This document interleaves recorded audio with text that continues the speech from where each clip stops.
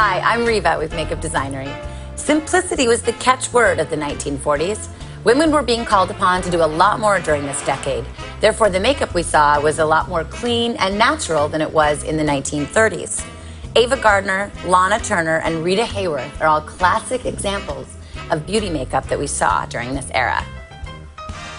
This is my model, Gretchen, and today I'm going to show you how to do a 1940s makeup application.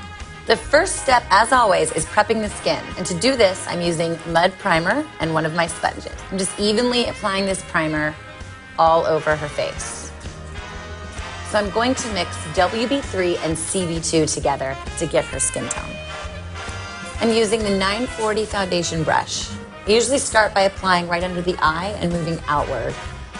And don't forget to base out those eyelids. Get that ready for the eyeshadow application. I'm loading up my fan brush with the buttercream powder, and I'm just going to lightly dust it down the T-zone. For the brows, I'm going to use the 210 angle brush and a little bit of my espresso eyeshadow. Brows of the 1940s were slightly more natural than they were in the 30s. They weren't as thin or as fine, so we can be a little bit generous with this. So the trick here is to match the second eyebrow with the first. So use this one as a guide. The eyes that we saw in the 1940s were kept really clean and bright. Very little eyeliner was used, and the shadows that we saw were muted grays, navies, and some warm browns. So let's start by applying the taupe eyeshadow in the crease.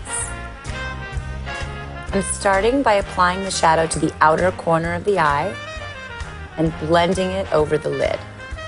I'm using my 800 brush because I want it to be very diffused. Once the color is distributed onto the lid, I like to go in circular outwards motions to blend it in. I'm just going back and forth, making sure that that application is even on both eyes. Just to give it a little bit more depth. I don't want it to be a smoky eye. I want it to be clean and bright. So I'm only going to use a teeny bit of this smoked sapphire using my 800 brush. So after I have that on there, now I'm just going to blend it all out. Diffuse those edges and make it look as soft as possible. So before I go ahead and put in my highlights, I just want to give her a very, very subtle drop shadow along the bottom, and I'm going to use the smoked sapphire and my 210 angle brush to do that.